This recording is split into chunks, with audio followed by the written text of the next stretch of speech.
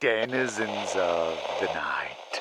Welcome to another episode of the macabre, the terrifying. Tonight, we'll swim with the horrors in the deep blue sea. Our story follows three friends on a scuba expedition while on holiday from university. Being the experienced divers they are, the three enjoy exploring the vibrant coral reefs and mysteries of the Papua New Guinea ocean water. But when they come across a large, circular, flat area of seabed, and notice that every other fish is avoiding that area, the trio come to realize that even the most dangerous shark around may not be at the top of the food chain. This story is called I Went on a Scuba Diving Vacation with My Two Friends. We Encountered Something Terrifying, and was written by J.L. Goodwin.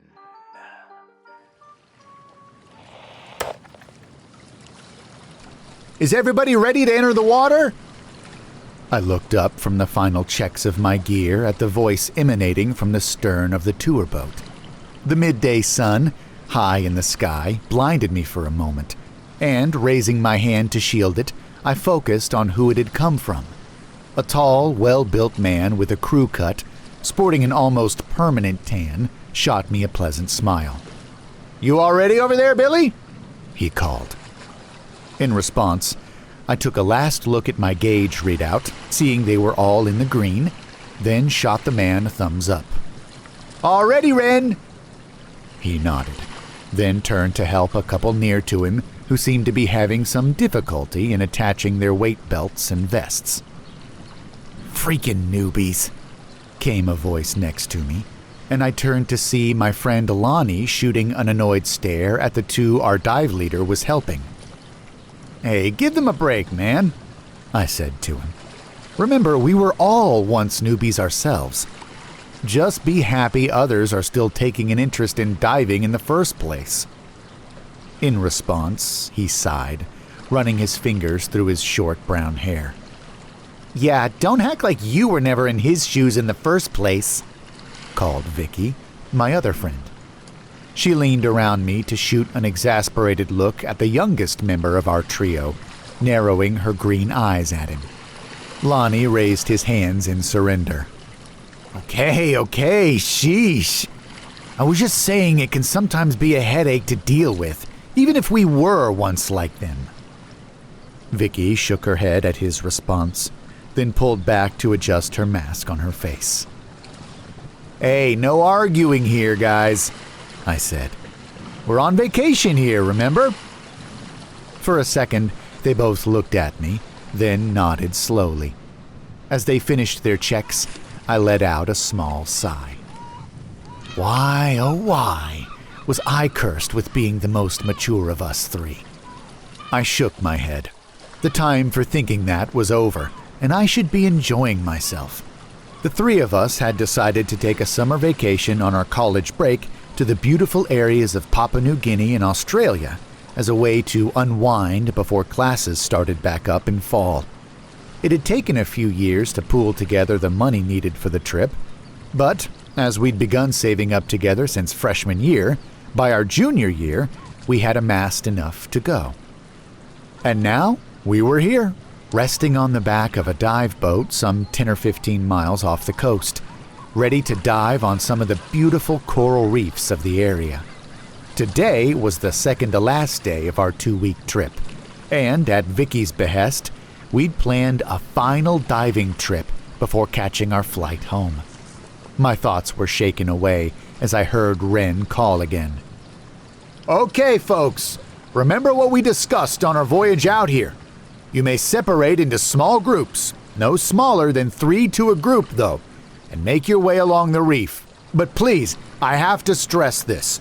Under absolutely no circumstances are you to venture too far from the boat. For those who'd like a guided tour, I will be forming a group with some of our less experienced members. And with that said, be safe and have fun." I raised my mask as the final words left his lips and centered it on my face, tightening the straps to make sure no water could leak in. Picking up the regulator, I turned so my tank was facing Vicky. "Could you turn me on, please?" I asked. Instantly, she began to giggle, and I groaned. "I didn't mean that way. Get your head out of the gutter, Vic." Still giggling, she elbowed me in the ribs. "You know I hate being called that," she said in a mock warning. "Yeah, I know," I replied, shooting her a grin. Shaking her head, she turned the safety valve, allowing air to flow into the regulator. Testing it quickly, I pulled it out. "Well, you guys ready?" They both nodded eagerly. "I'm making sure to get a fuck ton of pictures this time," Lonnie exclaimed. He'd promised to grab some good photographs for Nicole, his shutterbug girlfriend who was waiting back home for him. I smiled as I turned both of their safety valves, the last thing needed before leaving the boat. "Then let's get down there while the going's good." Smiling, they both put their own regulators into their mouths, and after a moment flipped backwards into the ocean with a splash. All around me, the others in our group were doing the same. I saw Ren flip overboard, the flash of his neon yellow flippers catching the rays of the sun. And then I was left as the only one still aboard the boat, aside from the pilot, who had ducked below for something. I quickly shot a last look around. The water had become perfectly calm again, except for the small whitecaps. If I didn't know any better, I'd say the others had never even been here, I thought. The air almost seemed to take on a slightly eerie feeling to it, and then it was gone, washed away like a piece of seaweed on the shore. "Get your ass in the water, man. The others are waiting for you." And with that last thought, I placed a hand over my mask to protect it and rolled backwards into the deep blue. A flurry of bubbles passed in front of my vision for a second, and I took a moment to let my sense of balance catch up with me. Soon, though, everything became clear, the weightless feeling providing me a sense of calm. I'd scuba dived ever since I'd been 17, and after 8 years of experience, I now felt almost more comfortable beneath the waves than on land. Glancing around, I saw the others had already formed their own groups, the teams of 2 or 3, or in the case of Ren's group, 4 or 5, were already swimming away under the shadow of the boat cast onto the bright white sandy seafloor, towards the reefs almost surrounding us. I quickly spotted Vicky and Lonnie waiting for me near the bottom, and after a few kicks downward, I joined them, flashing them an OK sign. They flashed one of their own, and, as a group, we swam towards the reef. As we approached, we saw a beautiful world rise up in front of us. Coral of countless colors spread out beneath us, stretching away into the distance like we were jetliners flying over a city. Brightly colored fish swam about and in the coral, going about their daily business, each with varying degrees of hurry. Out of the corner of my eye, I saw the long, slim green body of a moray eel slide in between the formations in search of its next meal. For about 15 or 20 minutes, we stayed in the area, each taking plenty of photographs and video, the only sound heard being the exhalation of our bubbles rising back towards the surface. Then, Lonnie pointed a little further away from us, towards where the reef dropped deeper into the water. The section of reef we were visiting rested on a shelf, dropping a few thousand feet down over the edge. I nodded, making a mental note to keep an eye to make sure we didn't wander too far away. As we moved into the deeper water, the animals changed. Fish became bigger, with a particularly curious triggerfish coming a little too close for comfort, causing me to shoo it away. Those things have a nasty bite I'd rather not experience personally. I kept my eyes out for the darkened form of any sharks or barracudas. Both loved swimming over the reefs in search of sick or injured fish to pick off, and though attacks weren't exactly common, it's still wise to keep your eyes peeled. Vicky lowered down close to the coral to snap a picture of a small group of red and black sea urchins, and I drank in the view for a moment, simply allowing myself to bask in the present. This has been such an amazing and wonderful trip. I am seriously going to miss it when we go back home to the drabness of Washington. I let out a bit of a sigh, causing a rather large stream of bubbles to rise to the surface. Now wasn't the time for dwelling on what was to come. Now was for enjoying what I could while I could. I joined Vicky and snapped off the photos of the sea urchins, then looked around for Lonnie. For a moment I didn't see him, and a small wave of trepidation coursed through me, until I finally spotted him about 30 feet away. He looked to be very interested in something, and focused as well. Might as well go see what he's looking at, I thought, and tapped Vicky on the shoulder before pointing. She nodded, and together we swam over to our friend. As we drew closer, however, the focus of Lonnie's attention grew a bit clearer. I froze, hovering in the water. Oh boy. After a moment, I gently waved at Lonnie to get his attention, but it seemed he was too focused on the view through his camera lens to see it. I made a grunting sound around my regulator, but again, it seemed he didn't notice or care. I heard the sound of his camera's shutter snapping a few times, then he lowered it. For a moment, I thought he would swim away, but to my shock, and similarly to my horror, he slowly began swimming down towards it. Lonnie, no! Don't be a fucking idiot! I wanted to scream out loud, but couldn't due to the water and the regulator in my mouth. I wanted to rush towards him, but I knew it might cause even more of a dangerous situation than it already was to begin with. So I motioned for Vicky to stay put, then swam slowly but deliberately towards the dumbass that was my friend. As he began to reach out with one hand, I reached him, grabbing him firmly by the wrist. Instantly, he shot a look up at me. Oh, now I have your attention. I shot him a look through my mask, then shook my head pointedly. He shrugged his shoulders, then looked back down. I tightened my grip, making him look back at me. Shaking my head again, I pointed for the surface. After a moment, he shook himself out of my grasp, then swam for the surface, Vicky following after him. Allowing myself to calm down a little, I gazed down at what I'd stopped Lonnie from being a supreme idiot and attempting to touch.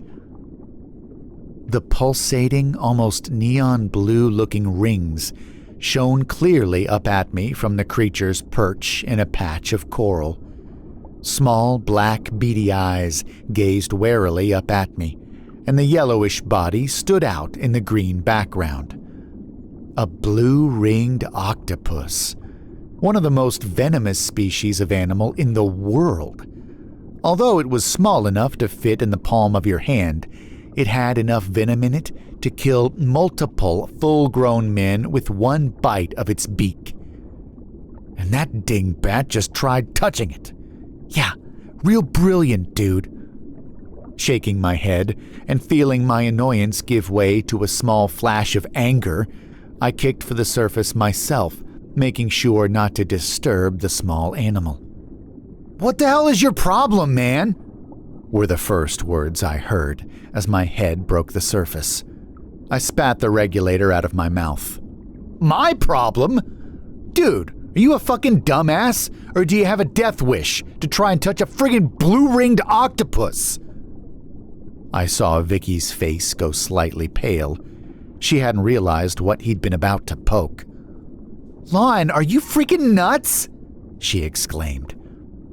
Lonnie's face grew dark, and I could tell he was getting irritated, but I frankly didn't care, The man was more of a daredevil than I was, which was saying something, considering I once jumped off the roof of a 3-story apartment into a pool for fun.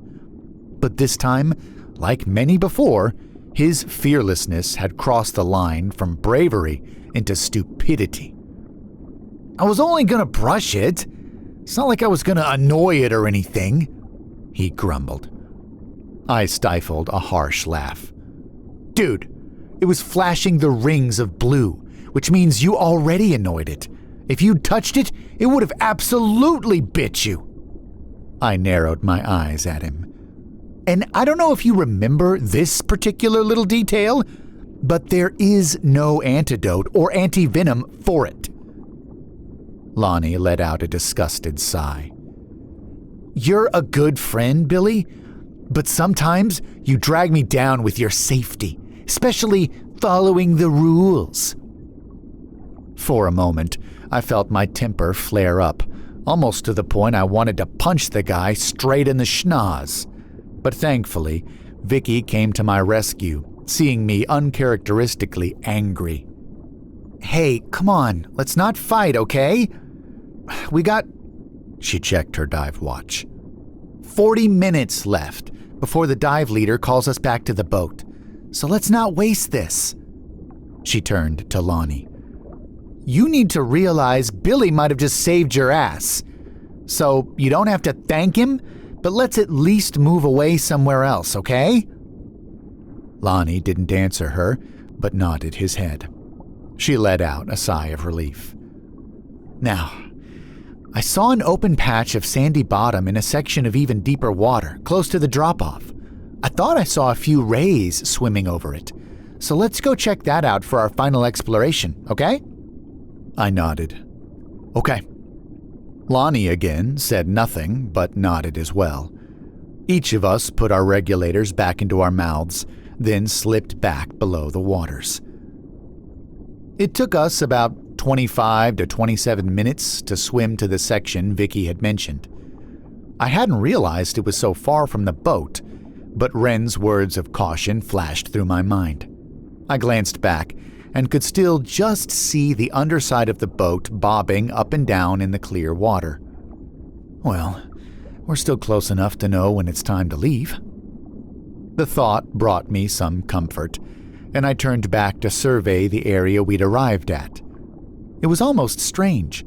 The clear, sandy area formed an almost perfect circle of about 60 or 70 feet across.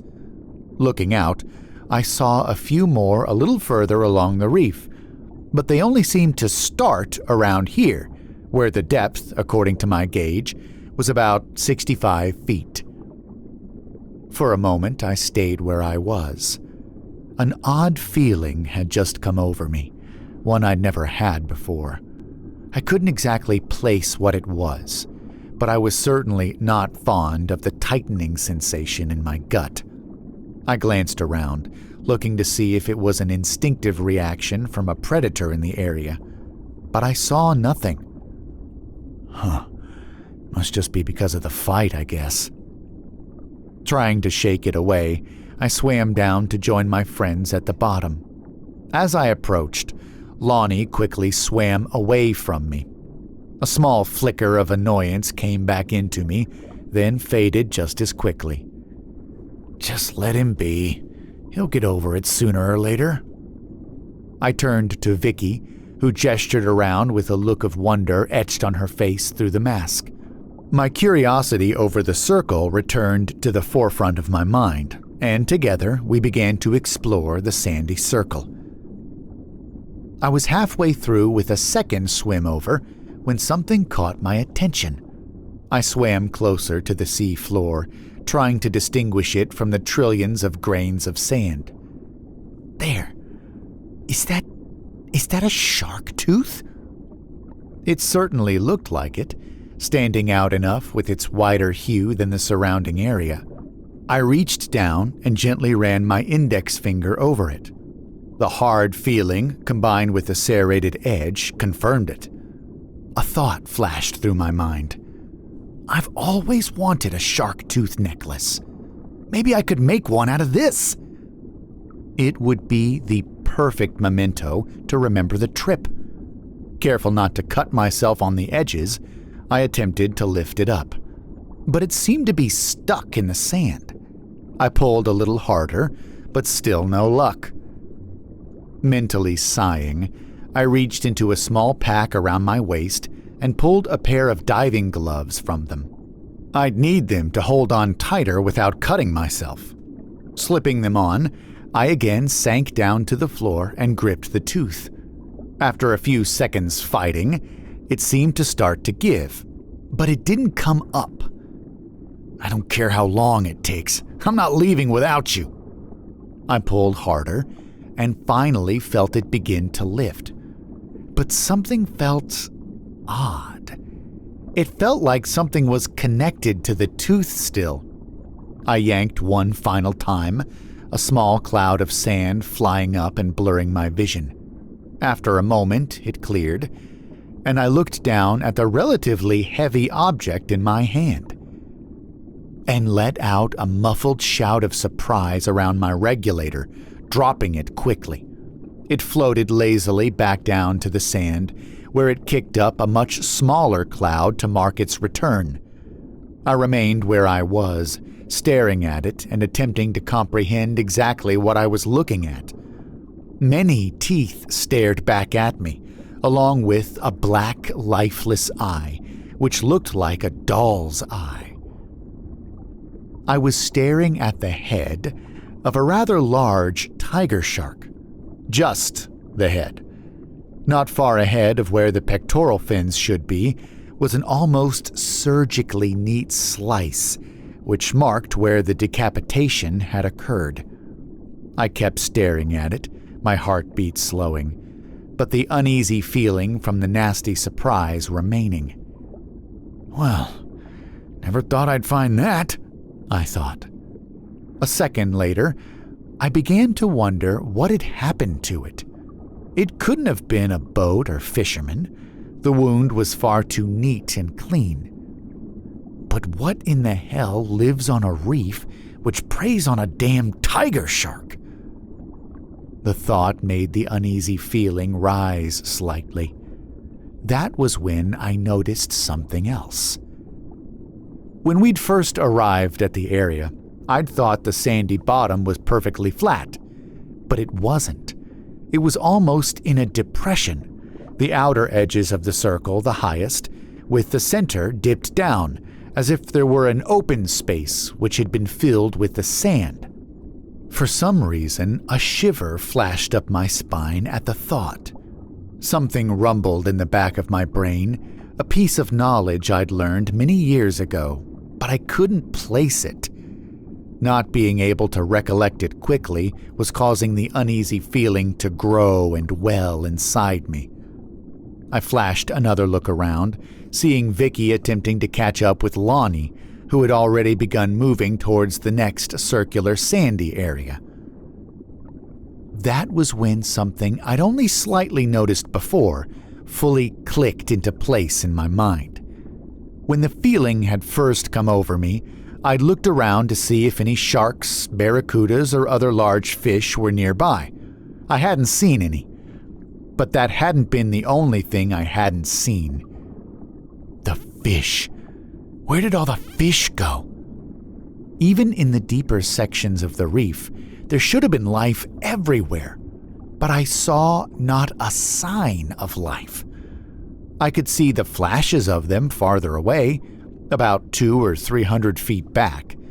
But past a certain point, there were no fish out here. Almost as if they know to avoid this area. Another shiver rolled up my spine at the thought, and I decided then and there that it was time for us to head back to the boat. I kicked harder towards the other two, and in a few seconds reached them. I tapped both on the shoulders, and they turned to regard me, Lonnie still harboring a look of irritation and anger in his eyes. I gestured back towards the direction of the boat, then pointed to my dive watch. After a moment, Vicky understood and nodded. However, Lonnie shook his head at me, and instead pointed to the largest circular clear area of sand I'd seen yet. I took one look and shook my head fiercely. It was far too close to the drop-off, in what had to be 80 or 90 feet of water. No way in hell, even if I wasn't having this feeling. Even more hell no, because I am. I pointed again at my watch, then stabbed back towards the boat. I saw Lonnie's eyes flash with anger, and in response, he flipped me the bird before kicking hard away from us towards the circle. I let out a muffled growl of anger, then felt a gentle hand on my shoulder. Turning, I saw Vicky motioning for me to calm myself. I closed my eyes for a moment, then opened them and nodded at her. I was not normally this easily agitated, but the prior argument, coupled with the uneasy feeling which now felt more ominous, was setting me easily on edge. I pointed towards Lonnie, then back towards the boat to more or less say, "Let's go get him and head back." She nodded, then together we swam after our friend. He had already reached the circle and was beginning across it. As we descended, the water began to feel a little chillier as the sun's warmth couldn't reach this far down. Closing to within about 20 feet of the edge, the ominous feeling I'd been harboring in my guts suddenly crescendoed, and every instinctive feeling in me told me to turn around. I didn't hesitate, spinning around to confront nothing. There was nothing there. I looked around, my head rotating on a swivel to try and locate whatever had set me off. But nothing presented itself out of the darker blue gloom. I felt a hand touch my side and turned to see Vicky staring at me. She shrugged her shoulders, raising her hands as if to ask, "What's the matter?" Unable to answer her, I simply shook my head, then pointed out back towards the way we'd come. A sudden, unexpected surge of water behind us caused us both to be pushed forward, the rapid change making me feel a bit disoriented. What the hell was that? I wondered, and looked at Vicky. She, too, was looking around, and turned to me, shrugging again. Shaking my head and feeling even more uneasy, I turned back around. For a moment, I couldn't comprehend what my eyes were telling me, and I felt a sense of disbelief wash over me. What the fuck? Lonnie was gone. There was no sign he'd ever even been there, and save for a rather large settling cloud of sand drifting down towards the seafloor, there was no sign of disturbance either. I looked around, feeling the confusion give way to a mixture of shock and concern. Where the actual fuck did he go? He had been close to the center of the circle, too far in to have swum out without us seeing where he'd gone. My gaze drifted to the edge of the drop-off, looking down into where the water changed from blue to almost black as it fell away into nothingness. I shook my head. He's not that suicidally dumb. But the process of elimination hadn't helped me one bit. If anything, it was causing a new feeling to well up inside of me, a mixture of two emotions, fear and dread. Vicky locked eyes with me, and I could see the same look of concern and fear emblazoned in her eyes. She gestured wildly to the empty area in front of us, then waved around as if to show the obvious. After a moment, I shook my head. Even if I'd been able to speak, I had no answer to give her.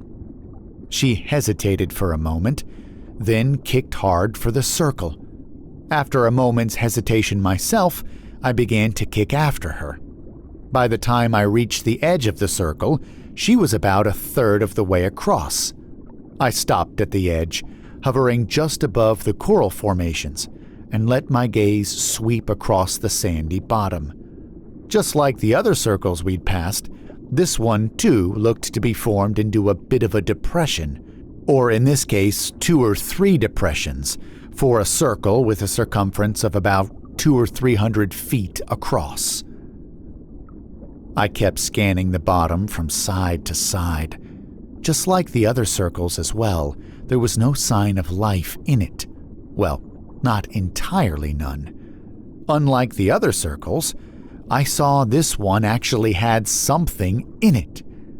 At odd intervals across the circle, I saw what looked to be a strange object poking almost straight out upwards. They rose about half a foot off the bottom, swaying gently in the current rolling in from the open ocean, similar to how seagrass would. But there was no seagrass in this area. I saw Vicky reach the other edge of the circle and, not finding anything, turn and begin swimming quickly back to me. My eyes were drawn back to the swaying protrusions, and for some reason, I couldn't tell you why, every single alarm bell began to go off in my head looking at them. The feeling of fear and dread, which had dipped slightly as I'd studied the circle, suddenly rolled over me like a tsunami. Vicky had reached almost the center of the circle now, and I saw her raise her hands in a shrug at me again, pointing back towards the boat to say we should head there. I quickly waved for her to join me, wanting her to get out of the circle as fast as she could. A thought had begun to swim its way forward in my brain, along with a memory from years ago, one which I shook away. That was impossible. In response, she held up a finger and stopped for a moment, likely to rest after swimming so hard. What happened next happened in the blink of an eye. 1 second, all was calm as she hovered about a foot off the bottom. The next, the sandy seafloor almost seemed to explode upwards, as if someone had buried a live grenade in the bottom and pulled the pin. A huge surge of water, this one far more powerful than the first, was slammed into me, and I was pushed back, going ass over tea kettle in a sort of underwater pirouette. I quickly uprighted myself and turned back towards the circle, and I let out a muffled scream, seawater flowing in around my regulator as I felt all the blood drain from my face. I only caught a split-second glimpse of it, but that microsecond was far too long. I saw the long cylindrical body rising up out of the sand, broken up into many segments with a ribbon of blue and green running down the middle, as if someone had painted a line down its stomach. I saw numerous legs wiggling in the water as it rose almost 4 or 5 feet off the bottom. I saw the protrusions rising above all of it. No, not protrusions, feelers. And I saw the 4 huge, razor-sharp mandibles, which had snapped shut around... Oh, God, no. Vicky had been snared in their grasp. I could see they had snapped shut around her midsection, and blood had begun pouring out into the water. My eyes locked with hers, which had gone wide behind her mask. For a moment, she seemed to reach out towards me. And then it and she were gone. Yanked back below the sand faster than I could comprehend. I breathed rapidly, knowing it wasn't good for my air supply, but not caring. My mind was racing to catch up with what I'd just seen, and I began to shake uncontrollably. I didn't just see that. It's fucking impossible, what the fuck? But no, I could see it clearly now.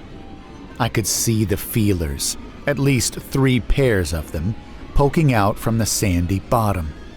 I could see the faint outline of the mandibles, poised open towards the surface just beneath the sand. The edges curved wickedly, and I felt another shudder pass through me as I stared at them. They were waiting. waiting for something or someone careless enough to swim over them.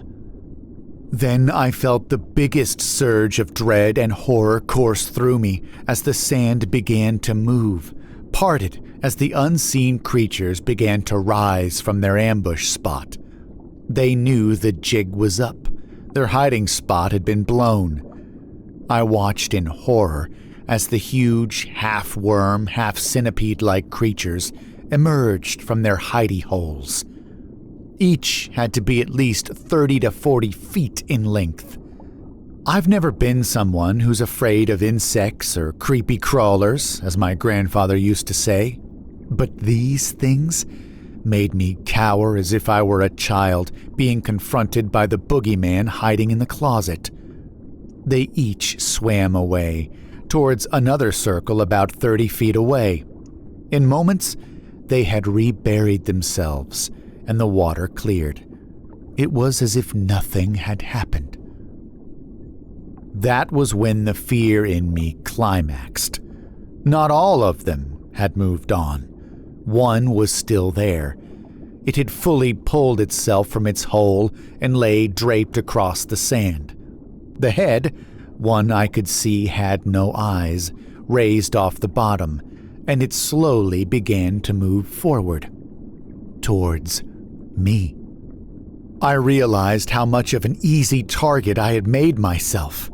In an instant, I turned and kicked as hard as I could away, back towards the boat. I felt a surge of water pass by not far behind me, and I heard the sickening sound of something snapping closed on empty water. I knew what it had been, and the mental image spurred me to swim faster. I felt my leg muscles begin to burn, but I refused to stop. I screamed around my regulator again, the mental image of my friend vanishing into the seafloor being replaced with one of myself, my hand extending towards the surface as I was dragged under it to be consumed. I didn't dare look back, didn't want to see it if it was still giving chase. I just kept swimming. The minutes ticked by in my head, but even when I reached the shallow area of the reef, the fish reappearing in abundance, I refused to slow. Rounding a coral formation, I crashed headlong into something. My mind, fried from the adrenaline and fear swimming in my veins in equal, copious amounts, didn't register what it was at first. I felt something grab me, and I began to lash out, kicking and punching in every direction. It got ahead of me! It got ahead of me, and now I'm dead! I heard the sound of a grunt, a human grunt. Focusing, I realized I'd swam headlong into one of the other divers. To be specific, I'd swum into Ren. I calmed for a moment, then pushed out of his grasp and kicked for the surface. I broke into the afternoon air, yanking the regulator from my mouth and wrenching the mask off my face. I treaded water and began to sob. When Ren surfaced beside me, the only thing I could tell him was that my friends were gone. I could barely say anything more beyond the area near the drop-off, as I couldn't stop crying and shaking. The image of Vicky being snatched and dragged below the sand kept replaying over and over in my head, and it took center stage of my focus. I was barely aware of being pulled towards and aboard the dive boat, or of Ren radioing in the emergency. However, when I heard him mention going back into the water to search for them, I shot upwards, barely managing to make out a single sentence. Stay out of the circles! Don't go in the circles! That was a week and a half ago. I'm still in Papua New Guinea, as there is an inquiry going on right now. I was taken to the hospital, where it was deemed I had gone into a shock from the traumatic experience I'd been through. I did manage to make out my story to the doctors and police, though. I knew I'd sound insane, but there was no way I could not tell them the truth. They needed to know. They didn't believe me, of course. The story they decided on after hearing my story and disregarding it was that Lonnie and Vicky had made a sort of suicide pact, swimming down over the edge of the drop-off to drown. They made it because, as it turned out, and to my shock, both Lonnie and Vicky had been on antidepressants. They found the bottles in their bags when their belongings had been brought to the police station. Neither one of them had told me they struggled with their mental health. But I know the truth. Both Lonnie and Vicky's parents are flying out here right now. The police told me, along with mine, they're on the next flight from the States here. I honestly don't know what I'll say to them, any of them, when they get here. Every night, I've gone back to my hotel room. I've raided the minibar, drinking to try and expel the memories from my conscious brain. But not even the alcohol is enough to chase away the nightmares. Nightmares of being back underwater and seeing in crystal clear detail the nightmarish creature pulling my friend down to her death, and the red blood which began to seep up through the sand before they appeared. I wake up screaming at the image of that one which came after me. I've been doing a lot of research on my laptop since I'm more or less confined to my hotel room until my parents get here. The thought I had before that hell erupted from the sea floor never left my mind, and I remembered what I'd seen years ago in the Seattle aquarium. And as much as I didn't want to find out if I was right, I typed 2 words into the search bar with slightly shaking fingers. Bobbit worm. When the image results came up, I began to shake uncontrollably before slamming the screen shut. I will never go back into the ocean again, not after seeing what I have. Not after knowing what lies, not only beneath the waves, but below the sea floor itself. I highly doubt I'd be able to convince anyone else to believe me, but I'm writing this and posting it here as a warning. If you ever go scuba diving, especially down in this part of the world, and you ever come across a large, circular, sandy area surrounded by coral reef with seemingly nothing in it, please, for the love of God, take my advice. Stay away from it.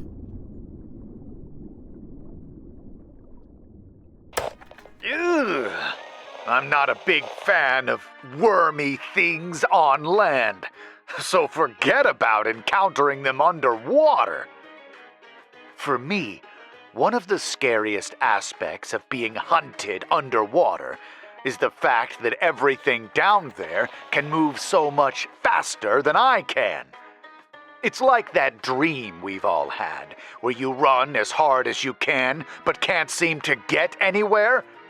Except, in addition to the lack of speed, I'm also running out of air, and some otherworldly-looking beast is closing in rapidly. Ugh, yikes! If you enjoyed this story, please check out more from the author below. As of this posting, he has recently put up the prologue for an upcoming longer work, so drop by there and check it out. Please also leave a like on this video and let me know what you thought in the comments below. Whatever you do, check things out with sonar first. And don't fall asleep.